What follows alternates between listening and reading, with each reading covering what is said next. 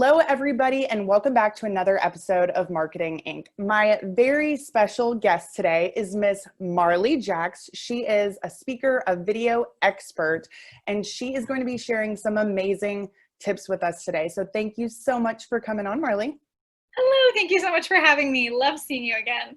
So why don't you tell the audience a little bit about yourself if they're not familiar with you, just what you do, who you help, and really how you got here.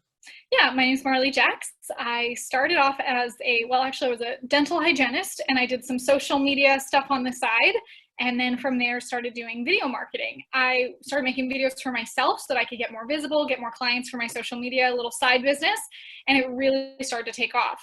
And then I thought, I wonder if I could do videos for my social media clients. And then those really started to take off. And since then, we've grown to a 7-figure agency where I work with clients like Damon John, Christy Code Red, Alex Sharfin, Stephen Larson, and also teach entrepreneurs how to do it themselves or be able to build a team around them internally to be able to execute a strategy that is like having salespeople. Your videos are like salespeople that spread your message around the world, around the clock, perpetually forever. So that's what I did. I came from being a social media manager as a side hustle while I was a dental hygienist to now having this big agency. That is so amazing. And I love your story because it is probably a story that a lot of people feel like they can't have for themselves. I know that there's a lot of social media managers, some local marketers that are just getting started that will be listening. And if you guys are thinking about getting into an expertise in a certain area, you absolutely can.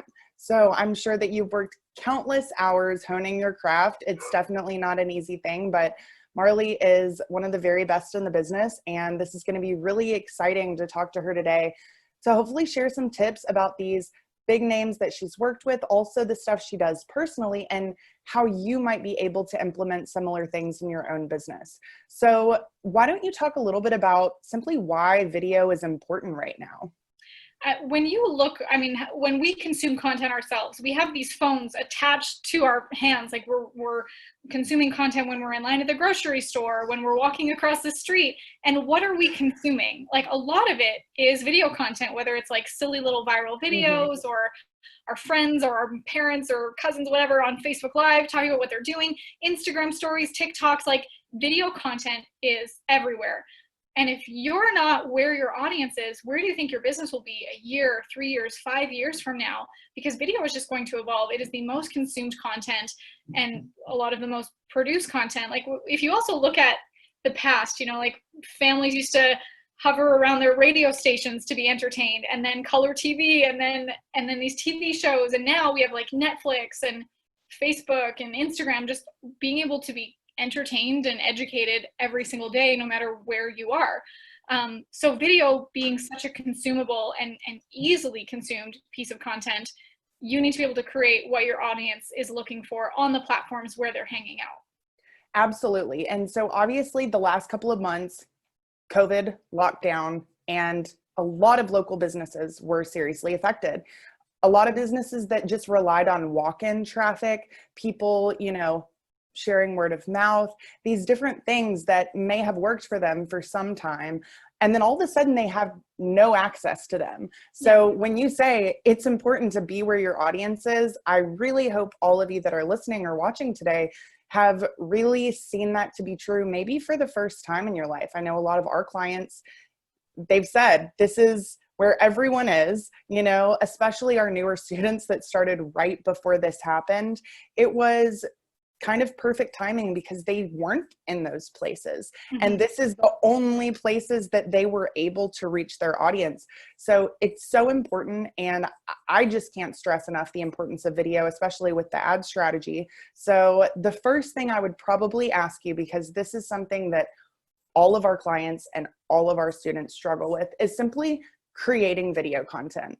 I think part of it is a big mental block personally, but I would love to hear your thoughts on how someone who has no experience creating video can get started and do that with a little bit of confidence. The biggest objections I hear is usually around 3 things: time, tech, and talent. I don't have enough time, or I don't know how to do this. I don't know the right equipment or the right technology to use, or just I don't know what to say. I'm afraid of the camera. you name it. Like a lot of times I'll actually open up to an audience and say, who here is afraid of the camera? And more than half the audience raises their hand. And I try to, break the ice by saying, it's just a piece of metal and plastic. You're not afraid of that. And I've seen you guys taking selfies all day.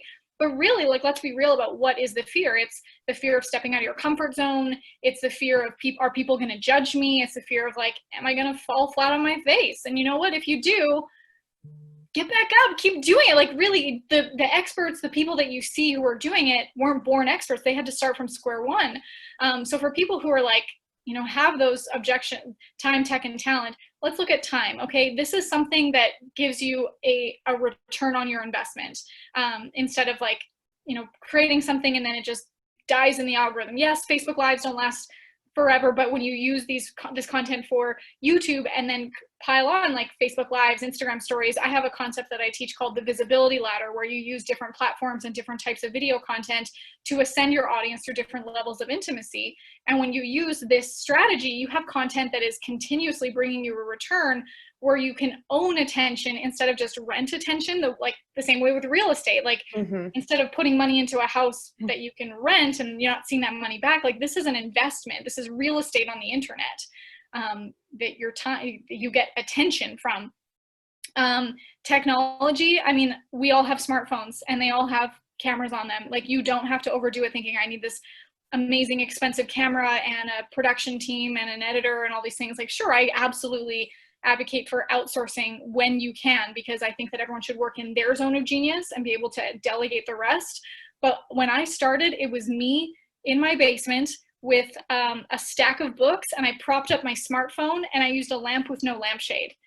And that's how I started. Like ingenuity right there. You can go back to the beginning of my YouTube channel and see exactly that. That's and then awesome. when it comes to the insecurities, the mindset, let's look at like the consequences of both decisions here. If you don't do anything, your audience, the people who need you, they're going to continue to drown without you, or they're going to go to your competitor who likely doesn't have the same level of integrity that you do.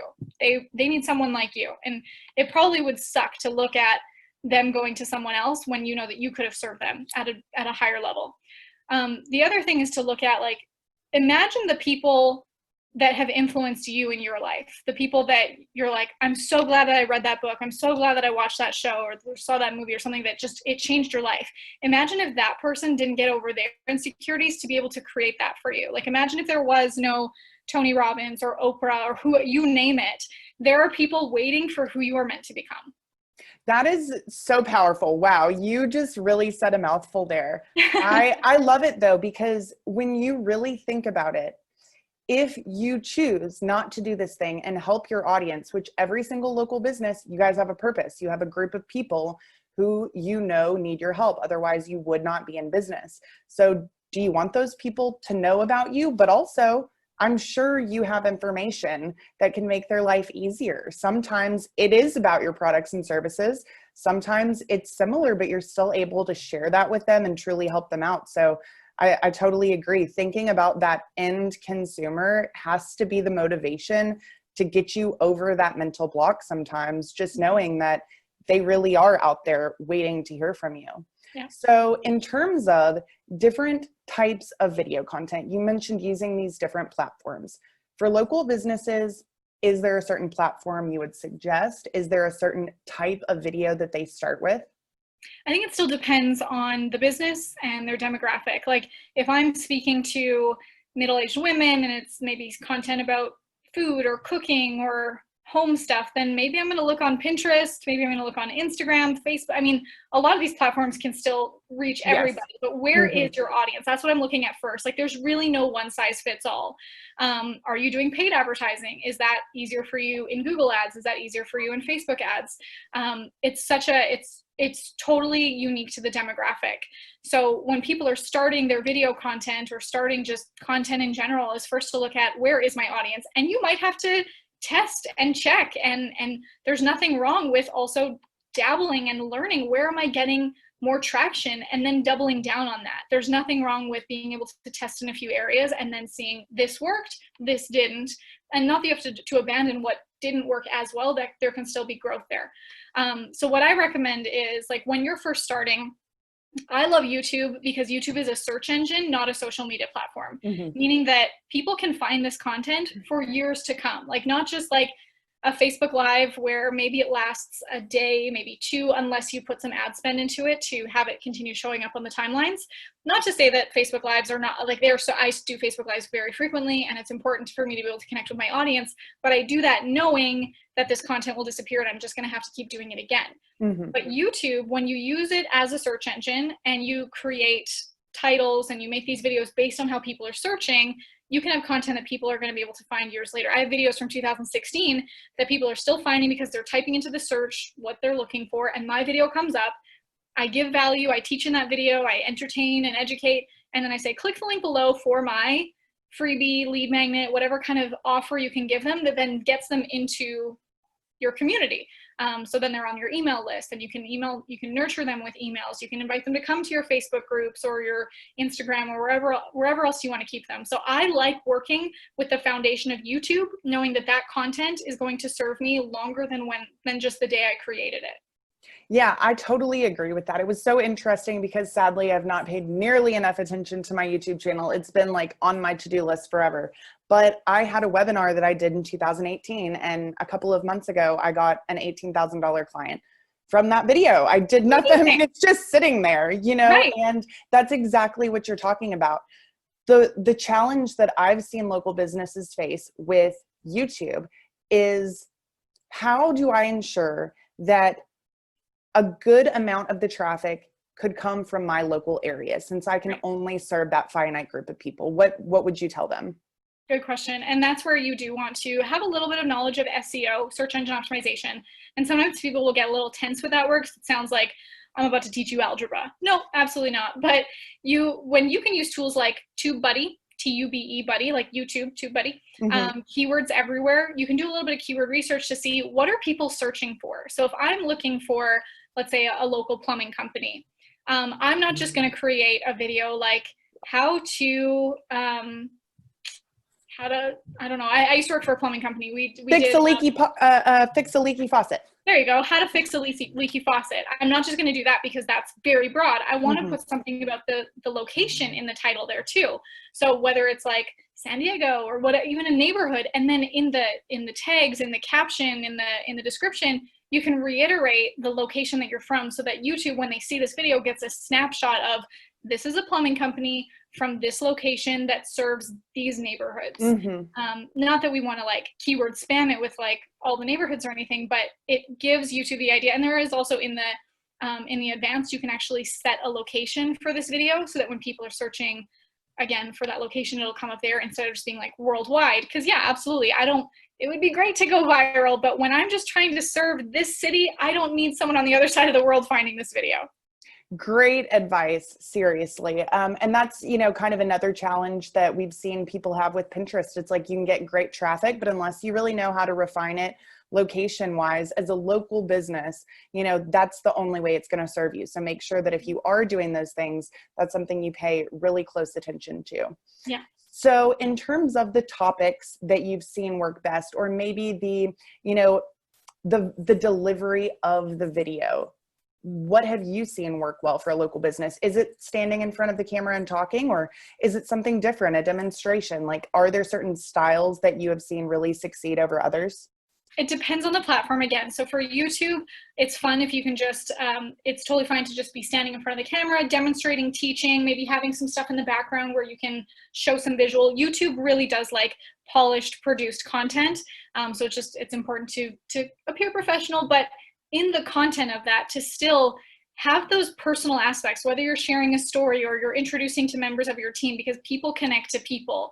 So if you are going to be standing in front of the camera, it's not to be like a brick wall.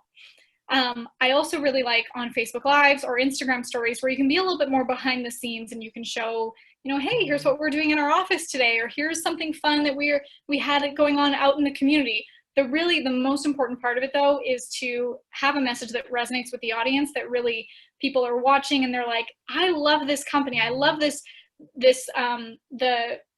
message behind it, that it's more. So for example, when I said I used to work with a plumbing company, that was one of my first social media clients.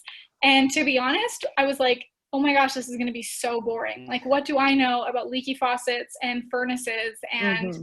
pipes and toilets and stuff like that? But as I got to know this company, I got to know the people behind it. And I was like, that's the ticket. It's not about the things you do, it's about who is involved in it.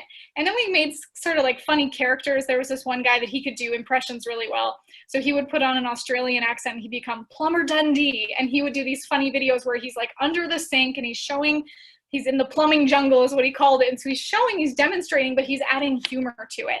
And that's what made people laugh. And then people would call and be like, hey, can Plumber Dundee, like, I'd like to request Plumber Dundee as my service tech. And That's so tracking right there. right, it was so fun. So if there's ways that you can inject heart and humor and stories and things that people really care about you, instead of just like, hey, there's this company that I found on Google and they have good reviews, like you can have that and the stories and the connection with your audience, that then that's where the best referrals come from too.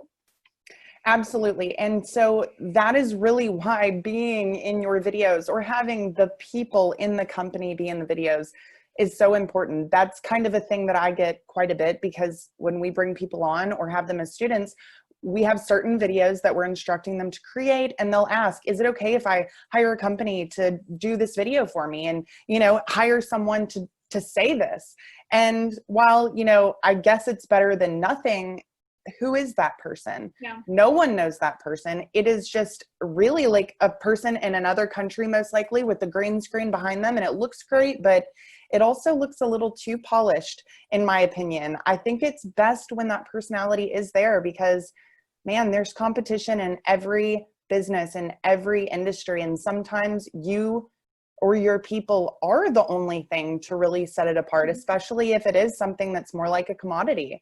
So it might be scary, absolutely, but people do want to hear it. And I know sometimes it's just best to be honest and tell people you're new at this and let them just kind of hear that first off. They're not going to judge you. And even if they do, I mean, is that your ideal client? Probably not, in my opinion. Yeah, people want to see you be real. And I love what you said. Is that your ideal client? Who cares? Like, the people that are judging you, they're not for you. And please don't make business decisions for the people that aren't your customer. Yeah, absolutely. So I have heard several people, that they do have that fear of having their face on the camera. I know I suggest certain ways that maybe they can still create video content that would maybe allow them to ease into it.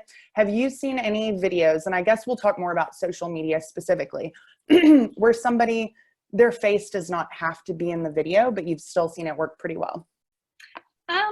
I personally, I know that my preference is seeing people, and maybe that's just also because I work with agree. People all the time, that I'm like, get on the video. Yeah. And actually, one of my catchphrases has become, every time I close out a Facebook Live, I'm like, love your faces, bye. And it's because I want to see you on video. I want to see your faces. So I'm definitely biased. I have seen videos where people, they have the text on screen, and I'm totally, if there are captions or subtitles on a movie, for some reason, I'm like reading the subtitles more than I'm the same way. I've wondered that so many times. Why am I doing this? Right. So like, I get caught in that too, that if you do put words on the screen, I still want to see your face more than I want to see those words. Yeah. Also, reading can get boring. Like, I want the visuals. I want the cinematic experience, or even just the connection with another human. I've also seen whiteboard explainer videos, and those they have fast movement that keeps people engaged. But I really like to see people's faces. Well, then I think let's just go with that, people. You heard it. Just get on camera with your face. I don't care if you want to or not.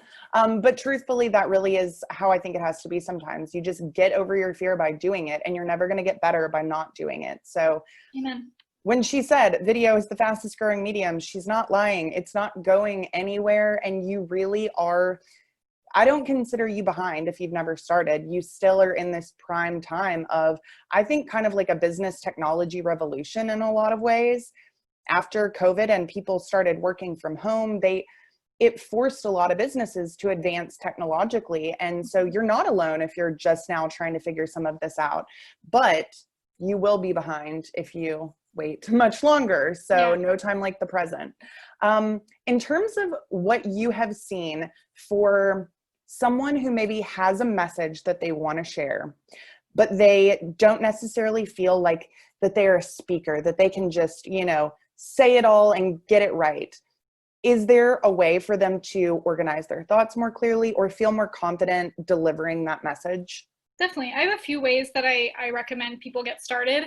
Number one is you can just have like a whiteboard with your bullet points kind of listed out, and then have that behind the camera. So you are speak to just step one, and then step two, and then step three. Don't feel like you have to do it in one take either. Like, we have editing tools for that.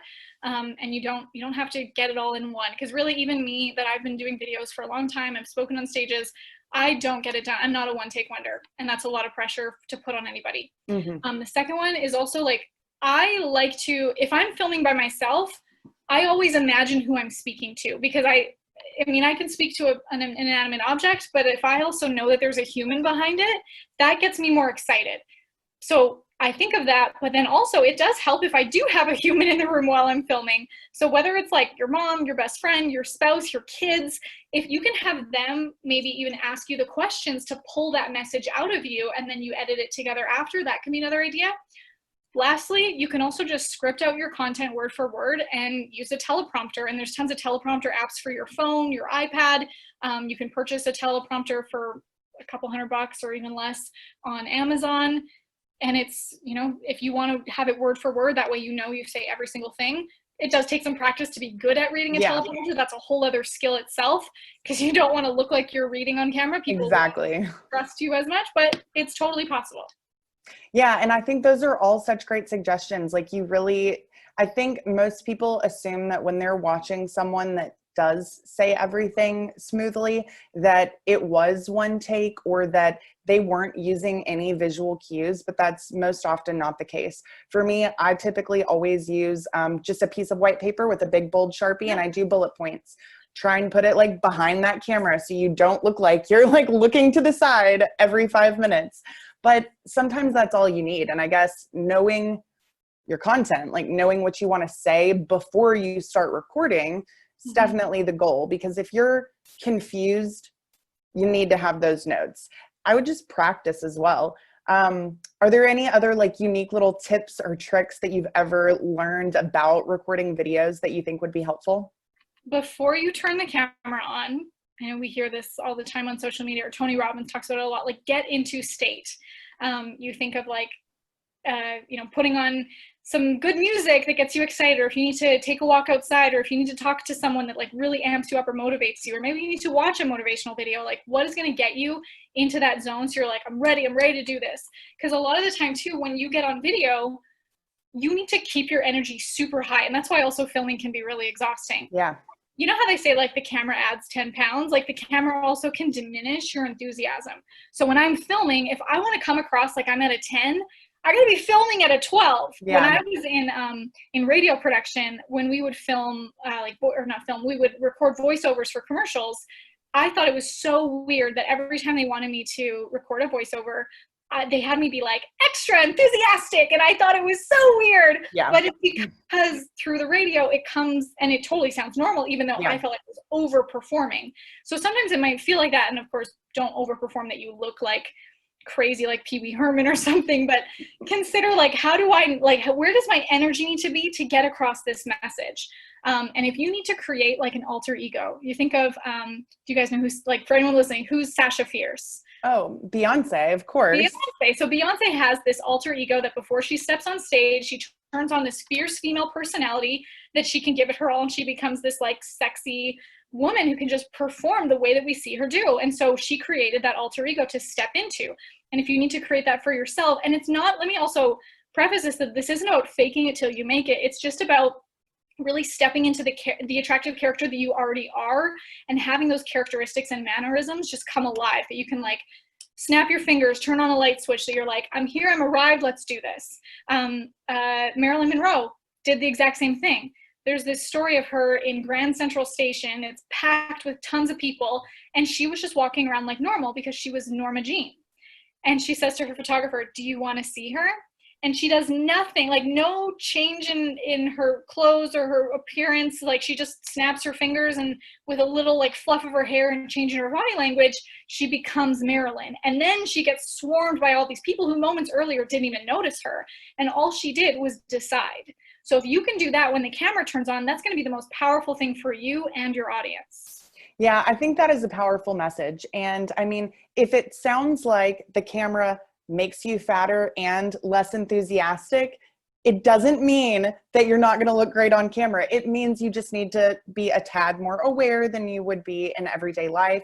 And I also don't think that we're not looking for beauty queens here. Like, we're not looking for people online to be perfect. So if that is what's stopping you, like, you don't feel like you look the part, there really is no part. You know, again, go back to what she said earlier. Think about the person on the other end who needs to hear from you. They don't care what you look like. They care about what you have to offer. And so please don't let appearance issues hold you back. Because I know, you know, it's something that everybody deals with, but it doesn't matter to your audience when they hear you. I highly doubt they're thinking about those things when you're providing them really valuable content. Yeah. So in terms of the tools or technology pieces that you would suggest for someone in the non-professional stages of recording and editing, is there anything that you prefer? Your phone. Even like I film so much just on my phone because it's easy, and the quality of the iPhone stuff. Like there's Lady Gaga, Selena Gomez, they're filming music videos on iPhones. So please don't let that deter you. That's crazy. Yeah, like you do not have to go out and get this like $1,000 and multi-$1,000 camera. Like your iPhone is also semi-expensive too and has a great camera quality. You can use just that. When it comes to editing, I like to use iMovie just because it came for free on my MacBook, and it's simple, it's user friendly. Then also for PC is Windows Movie Maker. There's tons of apps for your iPhone or smartphone, like InShot, InShot. Keep it simple. Like really, you don't have to be like this Hollywood level video editor, and you also don't have to hire them either. But if you do hire them, you can find people on Upwork or onlinejobs.ph and be able to name your price. When I first started and I needed a video editor because it was taking me hours to edit my own video, and I didn't want to invest my time in that way when I could have been doing other things to make more of a revenue. I would go on Upwork and say, hey, here's this video that I need to make. I want it to look similar to this video. So I'd give them an example, and I'd be like, I have $20. And then people will bid on that job, and you can find people that, like, I mean, whether they're local or whether they're from overseas, like if we get to bless them with what is a great income for them, why not? Yeah. So you can outsource or you can do it yourself. Yeah, and I find that local businesses are very different than online businesses, and that outsourcing mentality of these digital tasks, not common for them. You guys have this complete workforce out there that you need to tap into that can take off some of these technical tasks off your plate. You don't have to become a tech expert to be involved in digital heavily. You just need to be able to hire someone in-house to help you, or outsource these individual parts and pieces to somebody who already knows what they're doing. Yeah. So finally, if we were talking about a video that we wanted to use to get people to call our business, come in our business, book an appointment for our business, is there anything that you can recommend in terms of, is it scripting? Is it a certain type of call to action? What sets those videos apart and helps some convert better than others? The biggest thing is to meet your audience where they're at. So what's the content that they're already looking for? What platforms are they hanging out? We already talked about that. But what's the content that your audience actually needs? Are they looking for do-it-yourself tutorials? Are they looking for advice? Are they looking for motivation? Are they looking for someone to believe in them? So if you can create that content and then from there have your call to action, and every single video should have a call to action, whether it's click here to get this free thing, or call us today, or go to our website, or watch this next video that we made. Every single video should tell them where to go, like what's the next step. And the way that I try to describe that is like, you're dating your audience. How can you expect them to know that you want to go on a second date with them if you don't ask them? So ask them, tell them where they can go next. That is amazing advice. And I will just finally point out that most local business owners are still fairly uneducated about lead magnets. It's something that we definitely talk about a lot. We create those things, and it is something you can use in so many different ways in so many different places. And if you listen to what she said earlier, she's not talking about asking people from your videos every single time to schedule an appointment with you. You know, sometimes it's about providing them additional information. If that was the first time they ever engaged with you, you do need to develop that relationship at a regular speed. You can't assume that they're in a place that they're not yet. So definitely would encourage people to do that. Find a lead magnet. If you don't have one, look internally, look at your business assets. You probably already have something you can use, honestly. But I think that that's really great advice, and just asking for what you want. Probably the best advice I ever got in my life was you don't get what you don't ask for. And totally. it is something that I try and live by, because the greatest opportunities I've ever had in my life came from intentionally asking for them or putting myself out there for them.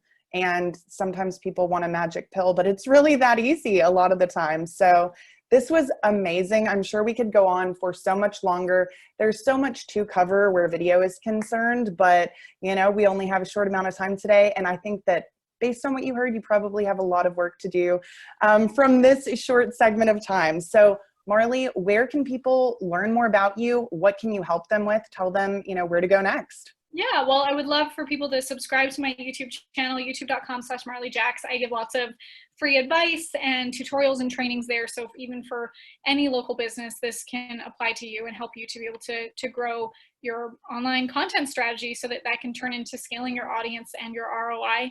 Also my instagram.com/Marley Jaxx. Awesome. Thank you so much, Marley. This has been awesome. And I know our audience is going to love it. So thanks again.